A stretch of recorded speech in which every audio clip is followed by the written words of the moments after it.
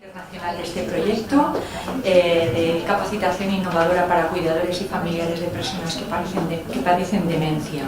En primer lugar, quiero dar las gracias a la coordinación del proyecto, tanto a la doctora López Linea como a la profesora Gutiérrez Cuevas y particularmente al profesor Francisco García Tartea. Bueno, esta dimensión internacional tiene como punto fundamental de unión de las distintas comunicaciones que se van a presentar darnos una visión desde la experiencia. Como estamos viendo, desde la primera conferencia inaugural del profesor La Huerta hemos visto muchísimos datos sobre el impacto de la demencia y en particular del Alzheimer en nuestras sociedades. Según la Organización Mundial de la Salud, España, Bulgaria y Turquía, que son algunos de los países que están presentes en esta mesa, presentan la demencia como una de las causas más importantes de discapacidad en las personas mayores. El cuidado de las personas afectadas ya sabemos que tiene un alto impacto económico, sanitario, social y fundamentalmente emocional sobre las familias, que son mayoritariamente también las responsables de esa labor de dedicación. Por lo tanto, cuidar al cuidador parece el cometido fundamental de nuestras sociedades. ¿Cómo hacerlo? Lógicamente, muchas instituciones públicas y privadas se ven interpeladas aquí para dar todo el respaldo económico, social, psicológico y afectivo necesario. La universidad, por su parte, a través de este proyecto Erasmus+, asume este compromiso con los cuidadores, proporcionando herramientas tecnológicas de apoyo, así como una capacitación adecuada a través de materiales de aprendizaje y el intercambio de experiencias internacionales cooperativas como las que vamos a compartir en esta mesa. En primer lugar, va a intervenir la profesora Vasilka Sabeva, que pertenece a la Asociación Nacional de Profesionales que trabajan con personas con discapacidad en la ciudad de Plovdiv, en Bulgaria. Vasilka Sabeva es experta en pedagogía, especialmente en el campo de la educación matemática en los colegios y en educación estadística en la universidad, y nos va a hablar de su experiencia dentro de esta Asociación Nacional de Bulgaria. Bienvenida, muchas gracias. Gracias. Me llamo Vasilka Sabeva. Como se dice aquí, yo presento la Asociación Nacional de Personas que trabajan con personas con discapacidad. Está cerca de mi demencia, sí está cerca, porque tengo relativos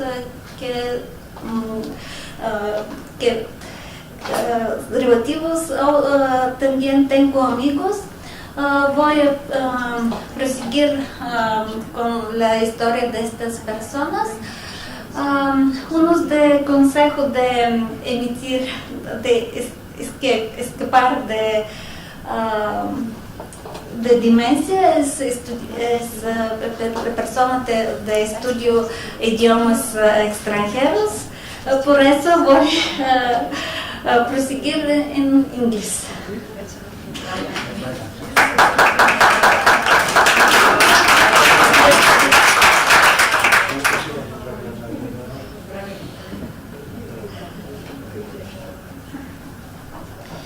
Okay, what is the situation in Bulgaria?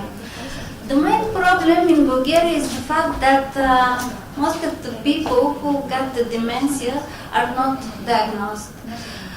In fact, because of the COVID, the situation is even worse. Because, you know, the families are a little bit restricted to go to their GP, to hospitals, and etc.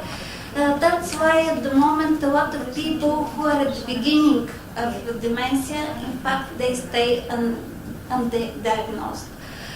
That's why at the moment we think that about 20 or up to 50% of the people who are suffering are not diagnosed and don't have access to professionals who can support their problems or who can give them advices how to react, how to continue, which ways to take.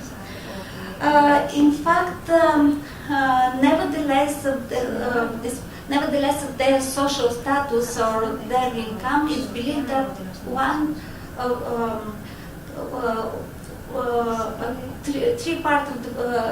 three-quarters of the people don't have access to professionals and cannot receive proper treatment. That's why, in fact, our project started because we wanted to find a way to present some helpful materials to the people who are now at the beginning of the problem, and in order to help them to overcome it and to continue their lives. So, in fact, this situation gives us a path to continue to work not only with the people who are with dementia, but also with the people who are taking care of them. So, what type of care we provide in Bulgaria? We can divide it in three parts. First part is connected with the informal care. Here, we talk about the people or the daughters, the sons who are taking care of their parents who are now with dementia. At the moment, we've got only 4 active organizations who can provide them information about information and tips about how to overcome the situation, how to continue it easier. This is Alzheimer Bulgaria Civic Society Association, Compassion Alzheimer Foundation Bulgaria. In fact, both of them are part of the World Alzheimer Foundation. The third organization is our organization, National Association of Professionals Working with People with Disabilities. And also we've got a National Patient Organization who are also providing some useful materials and work on different projects connected with dementia.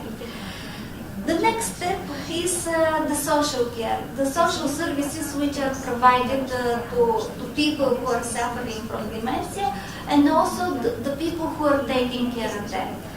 In fact, in 23 cities, we've got special centers where special social services are provided to the people with dementia.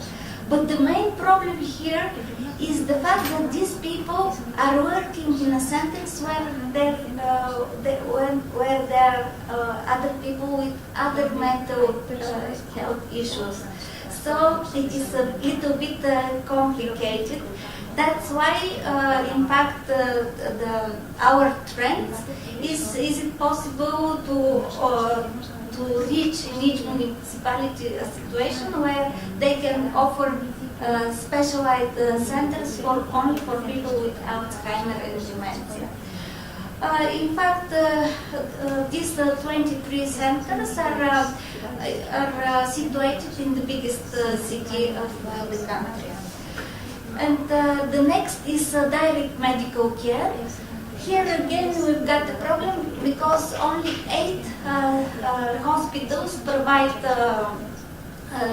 specialized care for people with dementia, and again we think that the access to this center is not so easy. In fact, there are 3 big hospitals in the capital of Bulgaria, in Sofia. There is one in Plovdiv where our organization is situated, one in Varna, Pleven, and one in Stara Zagora. In fact, why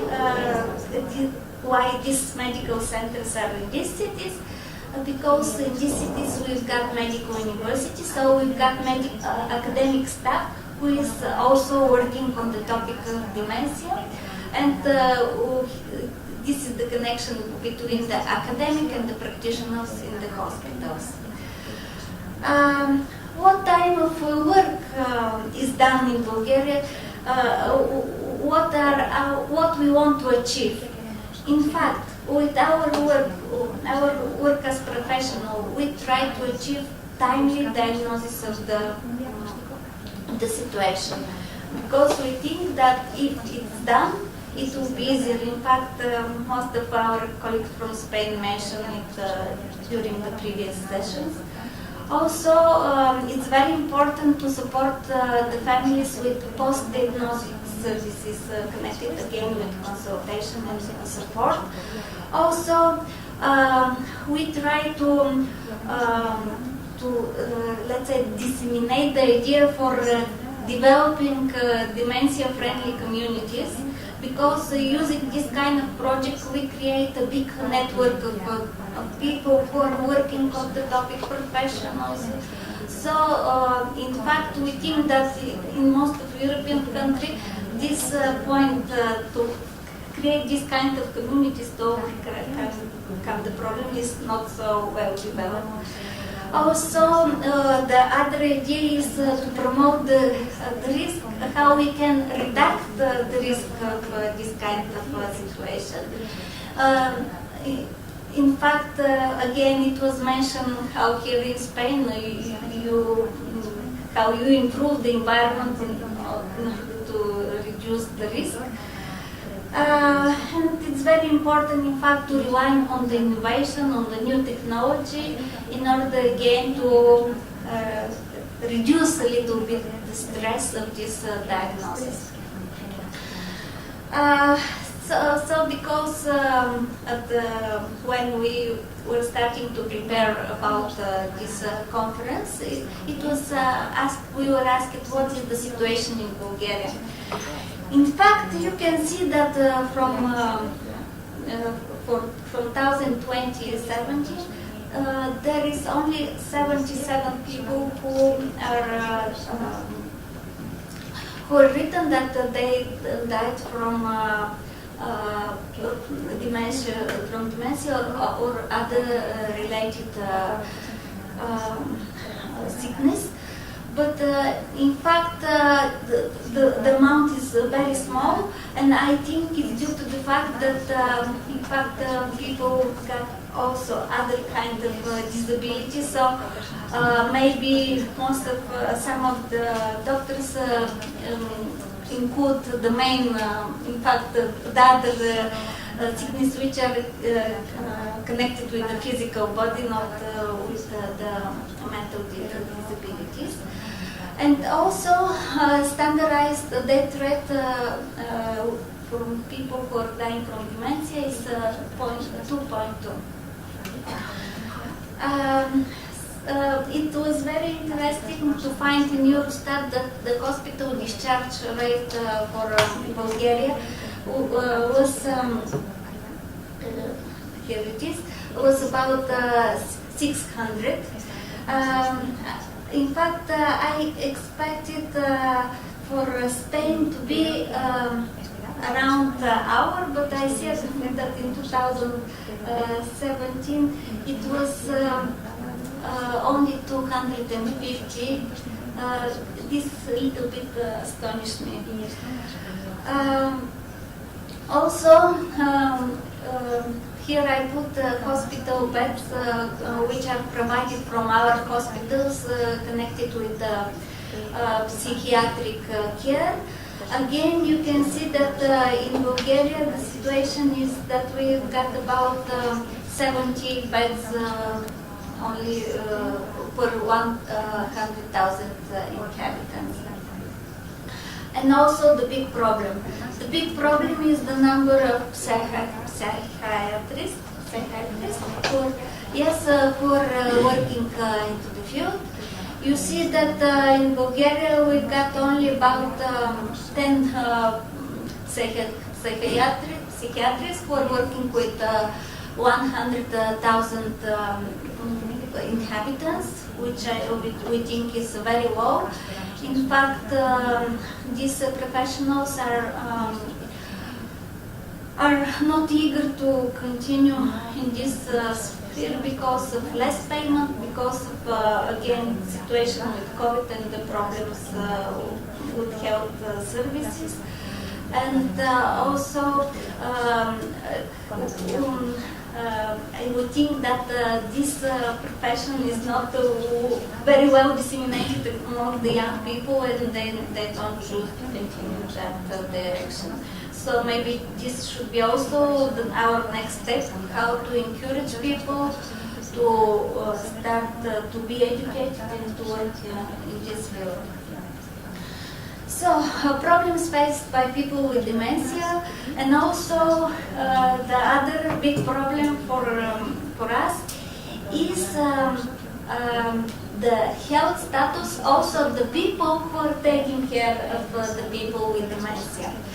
Here I would like to share with you a personal story which happened before 3 months with a friend of mine. He was working for more than 10 years in a hospice for people with dementia.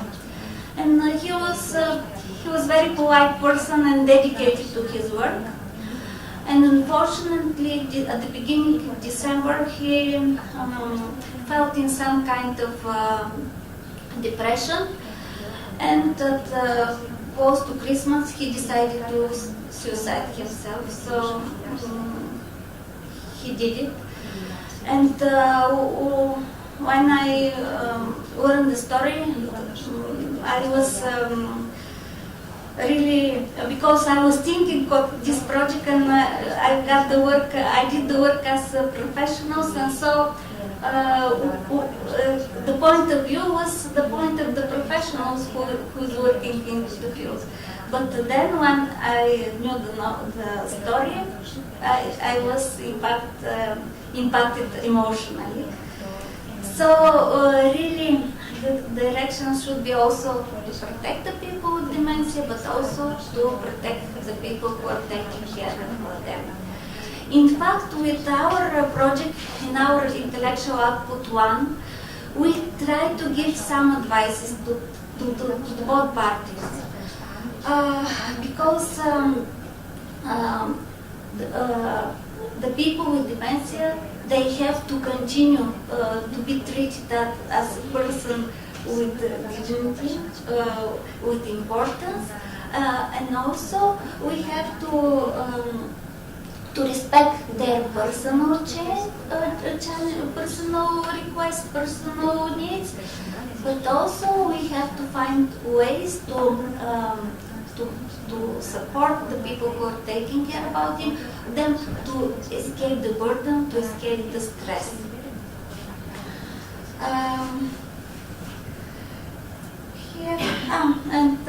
I think I passed one of the most important topics in my presentation, but I would like also to mention, I saw a presentation about how many, the amounts which are given by the Spain municipality government and etc. to people who are suffering from dementia. But in fact, we have to calculate and add also the cost of people who are taking care of the people with dementia. Why?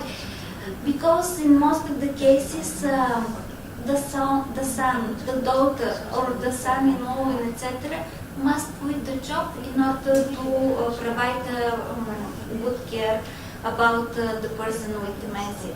In fact, I would like also to mention that in Bulgaria, because of the religion, because of the tradition, the typical situation is the person with Alzheimer and dementia to stay at home, and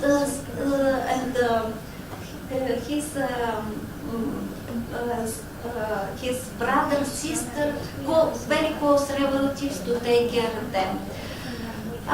In fact, we start to promote that the health care centers are good options. But you know, because there is this what my neighbors will tell about me. My mother or my father was taking very well when I was young. So how I will leave them now in a hospice when I can take the care of him. So it's really, there is a lot of perspective in the problem. Emotional, social, and also other perspective, which I think at the moment we didn't mention, is the legislation. And the legislation regarding the inheritance, the will of the person who is with dementia. Here the advice is to these issues to be solved at the beginning. But at the beginning, when the person got the moments when he is in a very good mental health and there is no this kind of issues, when in fact the family is in front of the problem, is not the proper time to start these procedures regarding inheritance and wills. But the problem is that if this process is started when the process is deeper, then the legislation is very hard, or you have to go to court, you have to prove that this person, in fact, at the moment don't have the capacity to make personal decisions, and you, in fact, because you receive some kind of profit of this person, in fact, you have to fight. So, really, here the other direction, but maybe this is more connected with the law, is how the legislation to have adequate measure in order for this issue also to be overcome. I think I stress the attention to the main topics. According to me and to the team with whom I was working, with our project we try to answer most of the topics through the project. We are very confident because also we rely, we disseminate widely in Bulgaria the project, and we got some feedback about the professionals, and they're confident with the content in Bulgarian language because after their feedback we did some changes and everything was somehow adapted to the situation in Bulgaria. Thank you very much.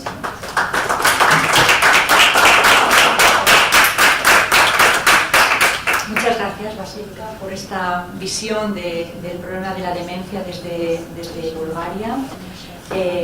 Vamos a quedarnos con algunos datos muy significativos. El hecho de que las 3/4 partes de los enfermos no tienen acceso a profesionales y ni siquiera están diagnosticados, que es verdaderamente asombroso.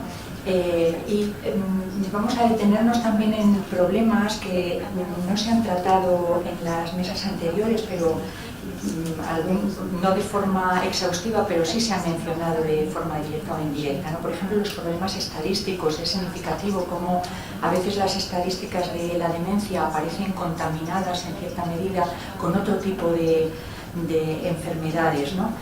Con otras patologías. Por lo tanto, parece que en el caso de Bulgaria hay problemas para conocer el número de fallecidos o la dotación hospitalaria para estos casos, porque aparecen, pues eso, contaminados, entre comillas, con pacientes que tienen otro tipo de patología además de la demencia, ¿no?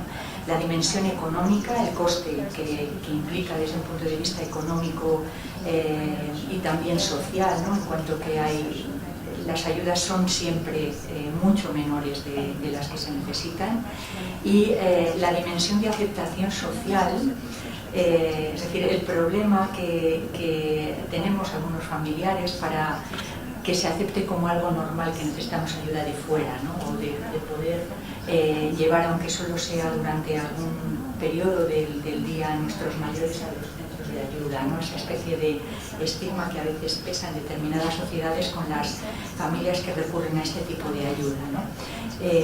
Muchísimas gracias, Basílica, por la visión que nos has trasladado de la demencia a través de la Asociación Nacional de Profesionales que trabajan con personas con discapacidad desde Bulgaria. Muchas gracias. Bueno, pasamos ahora a la visión desde Chipre, la mirada de la experiencia desde Chipre, que nos la presenta José de la organización Eurocy Innovation. José tiene un doctorado en Ingeniería Computacional por la Universidad de Chipre, está especializado en inteligencia artificial y bueno, se ha encargado del trabajo de este proyecto, del proyecto DEMOER dentro de la organización de Eurocy. Thank you very much for the introduction, sir. I'm George Willis. I come from the little island, Cyprus. I'm very happy to be here with you. Unfortunately, I cannot go a little bit in Spanish like my colleague here. However, my daughter is learning Spanish and I'm trying to pick out some words. So I will try to, I don't know if somebody translates now or in the end. The translation will be in the end. They are translating, so I will try to speak a little bit slow. First of all, the DEMOER project we are here for today is not dealing with some kind of professionals somewhere out there with whom we don't have any touch. It's us. It's our family, and I think this has been clear until now from the presentations in the morning. It's us now, us in a few years, and even if we don't develop any serious symptoms of dementia, of any type of dementia, at certain level we will all deal with limitations, mental or physical or whatever. So whatever we do, we have to keep this in mind. And not only we are going to be happy people serving the society, we have a role as well as we grow, because humans are starting from the beginning in every generation, and the older people are the source of transferring the information and the knowledge to the younger generation. So we need them, we need us to be healthy, and that's why we need to take measures. And one of the measures, maybe not in the medical dimension, but in other kinds of interventions, is the DEMOER project. Some facts,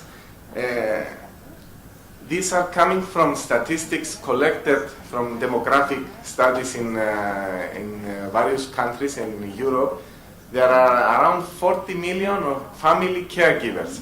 Like Vasca mentioned earlier, these are people, normal people, living with people that require some attention, and there are many. And 60% of them today are actually working. So they are not professionals, they don't have the time, the extra time to spend on this kind of activities, but they have to provide this kind of service, and for free. And it is estimated that this amounts to the numbers are not so important here, but the magnitude is important. 37,000 million of hours provided care. And like my colleague said earlier, this is not usually taken into consideration in the statistics of the amount the government pays for these people. And it's around 170 million of euros spent if we compare the effort, the hours in euros.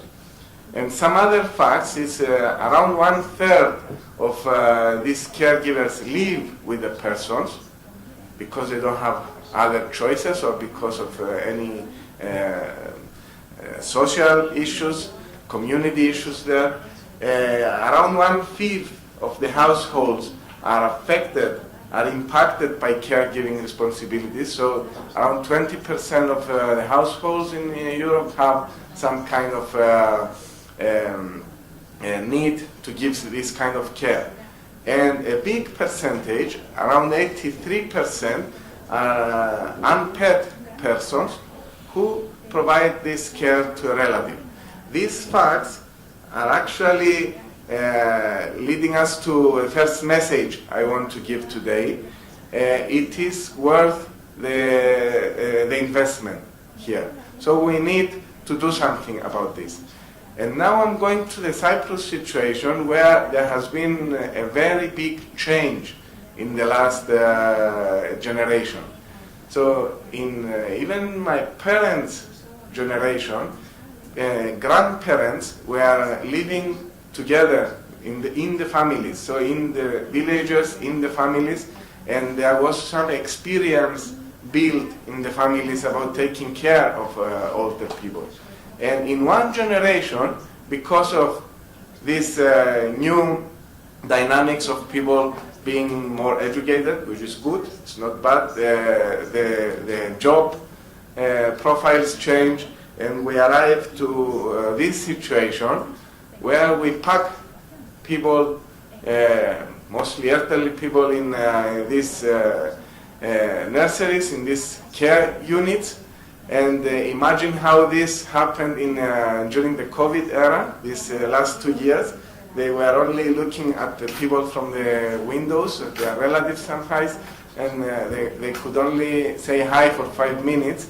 And someone can think that, okay, that's the solution. We put ourselves in this units. We train the professionals how to take care of people, and that's it. We don't need to deal with the adults giving care at home. But the truth is that you cannot find a position in these places, even that you cannot be accepted in many of these units if you cannot serve yourself, and which is the case if dementia is developing, not to mention the stages, the final stages, or the Alzheimer disease, which has more severe symptoms. So this is not the solution either. And we come back to the need to provide the care. According to official statistics, around 50,000 to 20,000 people in Cyprus suffer from some kind of dementia. And I think this number is lower than the reality, because many people do not even know they have dementia, or they just don't have access to any kind of care or of statistics people. And this is in every family. As I said, in 20% of the families, but I also think that this percentage is for the very close relatives, family, because if we go a little bit in a broader family, we all know of these situations. I remember Grandma Christina. She was the funniest person I remember. And when we were kids, we were all gathering around her and having fun with her acting skills. And at some point, Grandma Christina started developing symptoms of dementia, and she was even making fun of herself at the beginning, it was something shock for us. However, as time passed, the symptoms are developing, they are getting worse, and then the family members that live closer to this person suffer as much, maybe not as much, but in a different way. They suffer as that person suffers. They have to provide this care, and usually they don't even know how. And we'll come back to that. In terms of official interventions, in Cyprus, I would say beyond these nursery places, the care, elderly people care units that deal with some early stages of dementia for the inhabitants, people get some support by the Cyprus Social Insurance Scheme. Not very specific support, but if they manage to prove, as in Bulgaria, if they manage to prove that they need this support and the government has to provide, they get some kind of support, financial, or also some person to help with the family hold. And there are also some private organizations that, like Materia Rehabilitation Center. It's the example I know because we have some contacts there, but there are a couple of more, not many, that are providing this kind of care to elderly people as well, and they run also European projects, they educate their staff, etc. But this is, if you manage, it's also expensive place, if you manage to get there, and the big percentage of people are at home, as we mentioned. And also I have below projects. The universities deal with these aspects, and they run projects, and the private sector, the companies like my company, are also trying to develop something in this area. And the most notable is the Cyprus Alzheimer Association that started in 1996, and they do develop some good projects and some good measures in the last years. It's a good example, but it's not enough. And now I will show you from a study we ran in the framework of the DEMOER project in Cyprus to capture the profile of the families of the people suffering from dementia and their relatives. We see some interesting findings. For instance, in a question like dementia results from the degeneration of neurons, brain cells, or disturbances in other body systems that affect how neurons function. So is that statement correct, incorrect? Somebody would expect that everybody understands that and say it's correct. The reality is that some people don't know or not correct, so there is a confusion here, which means that people are not familiar with the concepts, what's happening in the background of dementia. Do they need to be aware of this? I don't know. Or how many common types of dementia exist? Nobody knows. Some make the effort to give an answer, but nobody really knows. It's just a person that forgets their kids and they cannot function very well. And this actually stresses why DEMOER is an important intervention tool. Which are the risk factors for developing dementia or Alzheimer's disease? All of them in this list, they were risk factors. However, again, you will see that there is a confusion. Nobody knows all the possible risks. They know what they can see in their relatives, in their home. Officially diagnosed persons, yes, most of them are officially diagnosed at some point. Not all of them. Medications, at least partially, they take their medications. They also use non-drug therapies, depending on which doctor, which specialty of doctor actually, or at the level of progression of the symptoms. And when it comes to do you know what are the related consequences from the memory loss? It looks like people feel confident that they have heard from the past, or they already know, at least partially they feel confident that they see what happens when somebody loses their memory. And continuing on the physical part, they feel that at least partially they know how to support in terms of hygiene and in terms of physical activities. And I don't know if they really know, but they feel partially confident at least. Eating problems, again, they are not very confident, but they feel quite confident, enough confident that they can help their relatives overcome eating, sleeping problems. And if we go then to the things that they cannot see, the mental things, behavior things, the situation is different. So they don't know how to deal with behavioral changes. They are not experts, they are not professionals. And nobody tells them, they just find out by trying in everyday activities. Or they don't know how to look after themselves if they have to do something different. They just focus on providing care for that person. And we saw the results earlier. Even if it's not a suicide, it's abandoning the society, abandoning their life.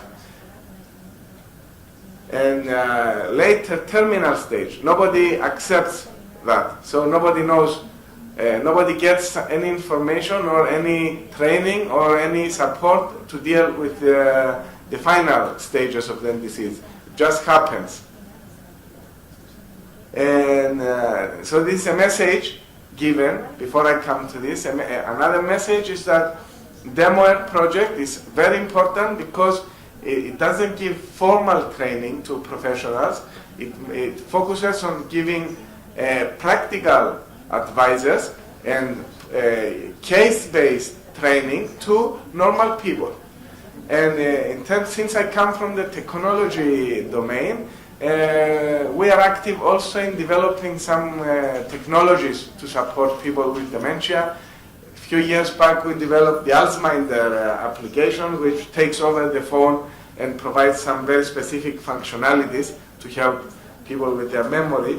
And we decided why not give also some training content to the caregivers through the service. So we integrated the DEMOER mobile application within the Alzheimer application. So this is the messages I wanted to give you today. And any questions? Thank you very much.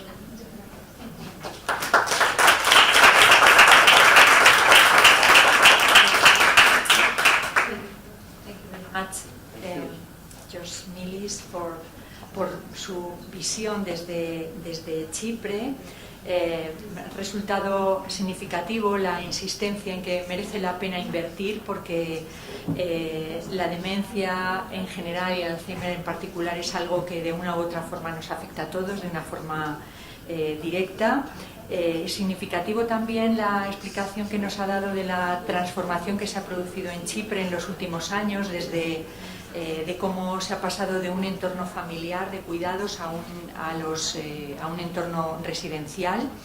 Y bueno, es significativa también el resultado de la estadística que nos ha proporcionado sobre lo que no sabemos del Alzheimer, sobre la cantidad de cosas que desconocemos o que malinterpretamos sobre el Alzheimer, y la respuesta tan adecuada de este proyecto para tratar de dar consejos prácticos y dar realmente una respuesta empírica a un problema absolutamente real.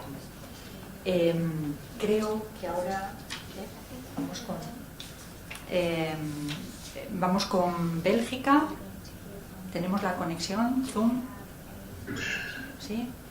Vale, bueno, pues ahora está el profesor Karel van Isacker desde Bélgica, de la organización Phoenixkm. Él es CEO y se encarga también de desarrollar negocios dentro de la organización. Ha sido muy activo en la gestión de fondos públicos y privados para proyectos relacionados con personas con discapacidad, y creo que lo tenemos online a través de Zoom. Good afternoon. My name is Karel van Isacker. I am from Phoenixkm, Belgium. I apologize I was not able to participate in physical form, but I will try to do the presentation here via video. In my presentation I'm going to focus on the situation in Belgium for elderly people. First going to have a look at where do elderly people live, especially when they are facing certain challenges. And then we're also going to look at specific initiatives that exist to support people with dementia. Let me first introduce why we had the interest to participate in this project. Just like many other people, also myself, I was confronted in my family with a person with dementia. This is my aunt. She was born in 1934. She had a stroke at quite an early age, and because of that she suffered from early dementia, and this lasted for many years. Gradually it became very difficult to live at home. For example, she would wake up in the middle of the night, be quite disoriented, not knowing where she was. Or she would start cooking in the middle of the night, thinking it was afternoon. She also increasingly had problems in recognizing people's faces or remembering the names of people. My uncle took care all these years of his wife, but once he became older than 80 years old, it became obvious that he could no longer support this physically. So it was decided that she would receive daily care from home care services. So this means a nurse came to the house and took care of my aunt. When this was no longer possible either because of the complexity, she went to a daycare center, and then gradually she became a permanent resident. She passed away in 2015. This is a typical example, in fact, of an older person in Belgium who is confronted with dementia and actually goes through a couple of steps. First, they live at home. Gradually, it becomes obvious that this becomes more and more difficult. They go to daily care center, and finally, they end up in daycare center and permanent residence. To give you an idea of the size, just like in any other European country, we have a large number of people with that are older than 65 years old. For example, in Belgium, this is about 20% of the population. And this is estimated to increase to 26% in 2050. If you look at the risk of Alzheimer's, or the number of people that have Alzheimer's in Belgium, then we see, if you look at numbers of 2019, that more or less 140,000 people have dementia. For the whole of Belgium, this would be 202,000. So we make a distinction between the numbers for Flanders and the numbers for Belgium as a whole. Obviously, because we have an aging population, because we also have an increasing number of people with dementia, there is an urgent need for long-term care for the elderly. For example, 13.6% of the population older than 65 already receives such long-term formal care. If you look in the population between 65 and 69 years old, 1% stays in the residential care center and 1.5% already receives home care. If you look at the age category 90 and older, that percentage is increasing to around 40% for residential care centers, and the percentage that receives home care becomes 14%. So as I said before, you see the different steps that are provided in Belgium for people that age and people that are confronted with dementia. When one gets old, it's not always easy to continue to live independently. So the question is, how can one continue to live at home for as long as possible? And what can be done if this is no longer possible? There are several things you can do to stay at home for as long as possible. For example, adaptations to the house. Furniture can be adapted. There can be specific tools installed, for example, grab bars in the toilet or a stair lift. Could also be consisting of what we call kangaroo housing. That is actually a care home in a small living space that is created within an existing home. It may also be possible, for example, to use a mobile informal care home. This is, for example, then put in a garden. These are new types of living at home for elderly people that are currently being tried out in Belgium. Help can also come to your home. There can be family complementary home care services that come to your home. They could be home nursing services. There could be local service centers that offer information, recreation and education activities for individuals in an early care setting, and so on. So there are quite a large amount of services available in Flanders for supporting older people and people with dementia. One can also enlist the help of friends, family or acquaintances. This, however, does create quite some tension sometimes, because it's quite a demanding task, especially when someone is also partially working. So we see more and more also a trend of parents, sisters, brothers, children taking care of their parents on a permanent basis. And then once a person can no longer live at home, then we go to the next step, that's reception in a residential facility. There are various types. We have the residential care centers or rest and nursing homes.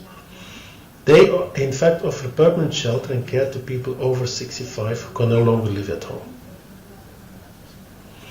We also have short stay centers. A short stay center offers temporary care and shelter to people over 65. So during the day this person can be there or for a certain amount of time and then goes back home. Then we have the daycare centers. Daycare centers is really what it says. A person goes to this center in the morning and goes back home in the evening. There are 3 types of daycare centers active in Belgium. Flanders, that's a normal daycare center where you stay for about half a day or a full day and you pay a daily rate. There's also a daycare center that's run by a recognized service for family care and additional home care. Here you pay a price per hour and the centers are only open on weekdays between 7 a.m. and 8 p.m. Then there are the daycare centers that only care for users with a chronic condition. So these are 3 types of daycare centers we have in Flanders. Then there are also the daycare centers for palliative care. So these are for people for which you know within a certain period of time this person will die. So specific care is then provided for these people. We also have recovery stay centers.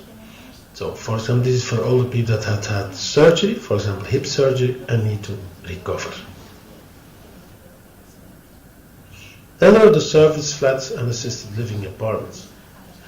So this is as close as someone can go, in fact, to a regular daily life and still receiving the support from a care center. So these kind of facilities consist mostly of flats that are within the close proximity of a care center, so they can provide care as needed in a very quick motion. We also have a residential care line, so any questions that pop up with these care centers or people have complaints, they can contact them. This is quite relevant because in the past few months we had a number of, let's say, scandals in Flanders that addressed the problems. Look at the cost. Cost for having people in daycare centers is quite expensive. Actually, any type of care center. So we quickly look at 2,000 euros per month. How is this paid for? On the one hand, there is a maintenance obligation, and that is regulated in civil code. And that maintenance obligation is really between, for example, spouses opposite each other, relatives in the direct line, and first degree relatives. So as a daughter or son, you're obliged to support your parents. The cost for care in a residential daycare center is normally covered by the Flemish Social Protection, but any extras are then have to be paid by the person themselves or their family members. Here you see a number of pictures from a daycare center that is close to where our company is active. We have worked together with this center.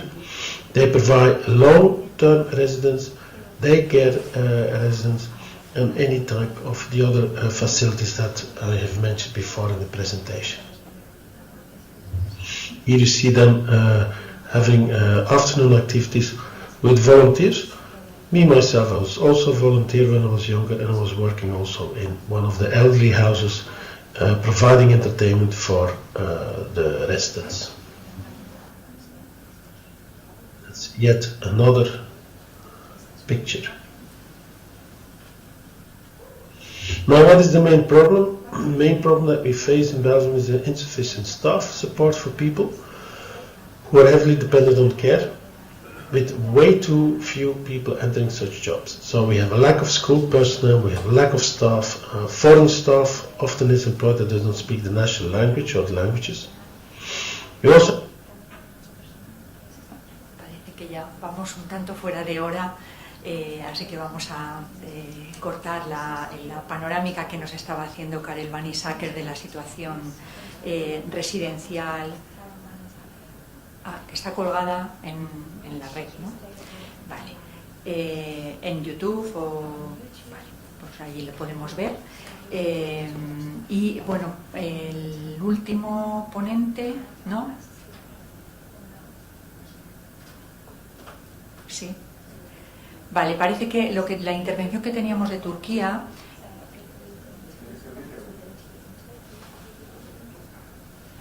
Acabo. Presento al profesor turco. Vale. Bueno, el profesor turco había enviado un vídeo. Es una persona joven que ha estado en contacto con el tema de la discapacidad por dos hermanos gemelos diagnosticados con parálisis cerebral y bueno, pues participa como voluntario en varios proyectos Erasmus+, pero creo que además el vídeo no era de muy buena calidad, ¿no? Que no se oía muy bien. En cualquier caso está colgado también en la web, ¿vale? Vale, entonces...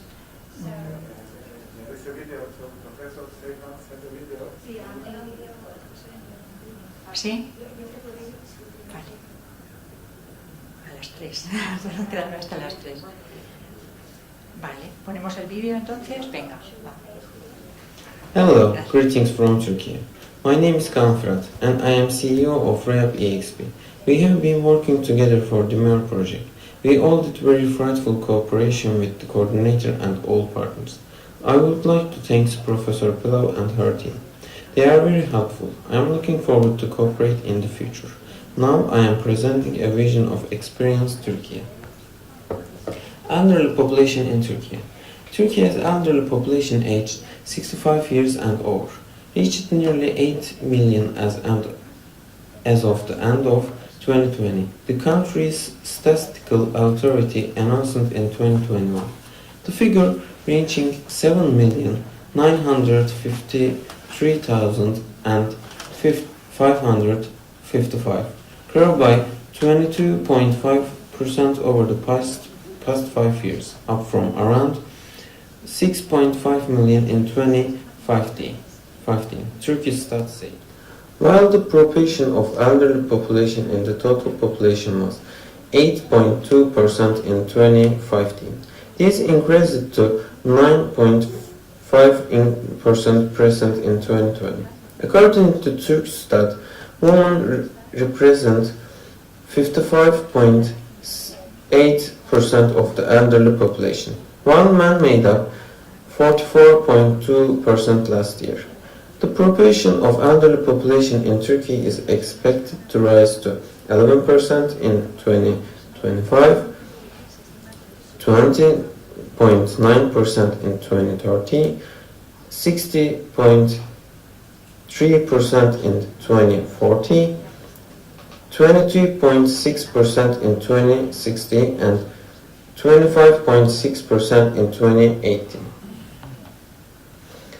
Healthcare services. The Ministry of Health provides the following services for patient group including older persons: patient transfer service, social study and evaluation, patient education and occupational training, psychosocial training with the patient, placement in institutional care, psychosocial training of the patient family, social events, social assistance for elderly. Within the context of Law Number 2022, or retirement patients pays for elderly Turkish citizens who are aged 65 or over. In a dependent capacity with no relatives and no functional home income, old age pensions are provided to persons who are to be 65 or older, not receiving alimony or cannot be entitled to alimony, not receiving pocket money within the scope of Law No. 2828, not benefiting from income, aid or allowance from social security institutions, not working as subjects to long-term insurance branches, Turkish citizens whose average monthly income per person considering himself and his wife less than 130 to net minimum wage. Home health care services. Services offered with the scope of home health services as the following: examination and consultation service within the scope of healthcare services, preparing the health board reports, renewing the expired reports, prescribing the drugs whose long-term use the document with a health report, without prejudice to special regulations in the prescription of the drug, examination and treatments, dressing, wound care, probe application services, rehabilitation, education and support services, oral and dental health services, patients transport service from hospital to home, informing the patient and the family about the tasks they can undertake in the home care process and the disease and care processes, allocating the medical devices that are needed by the patients which can help treatment, and they are in fixtures for the purpose of embellishment during the service, determining the needs of patients for social services and ensuring the necessary coordination with relevant institutions or organizations, integration of home health care and palliative care services, home care services, home care social assistance paid by the Provincial Directorate of Family, Labor and Social Services to people who provide care to persons with a disability to allow them to continue living at their own home, is called home care allowance. Home care allowance are not paid to the person with the disability, but to third parties such as their relatives or guardians who take care of them. Older persons with disabilities who fulfill the constitution are also eligible for home care allowance within the context of Law No. 2828. Older people with disabilities must fulfill the following 3 criteria in order to be eligible for home care allowance: the statement of a 50% for more disability rate, by passing the total of all kinds of income under any name or title, the monthly average income for themselves, and according to number of individuals she or he is liable to look after must be lower than 2 to 30 of monthly net minimum wage. It should be determined with the report of the Care Services Assignments Committee with the provincial directors that the person with disability in need of care at a level where he or she cannot survive without the help of someone else.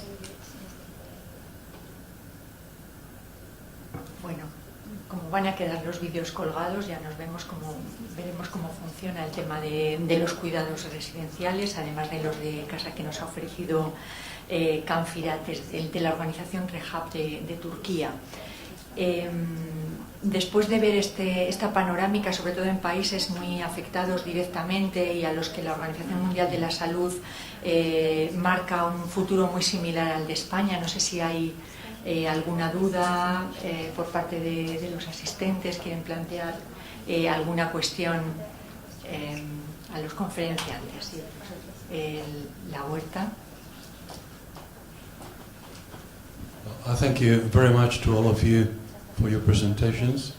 The picture I get is that we share a great deal of issues together.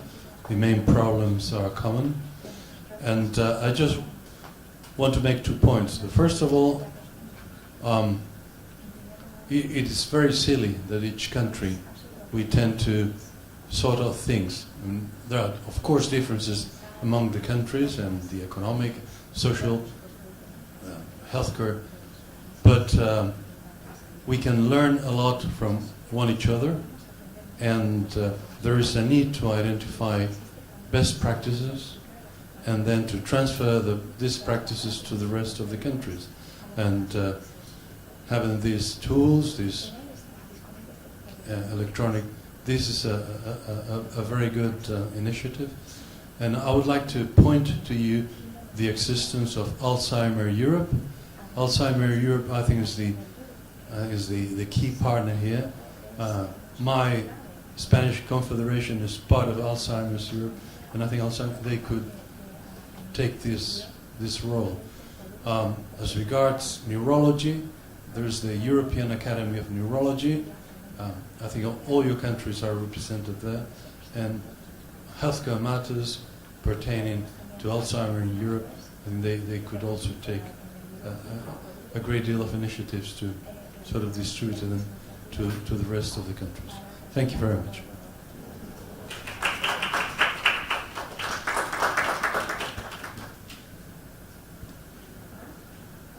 ¿Alguna pregunta más? ¿Alguna intervención? ¿No? Bueno, pues cerramos ya esta mesa internacional con las visiones que nos han trasladado nuestros colegas. Y nada más, muchas gracias por su atención, y a las 4:30 se reanuda la sesión de la tarde. Muchas gracias.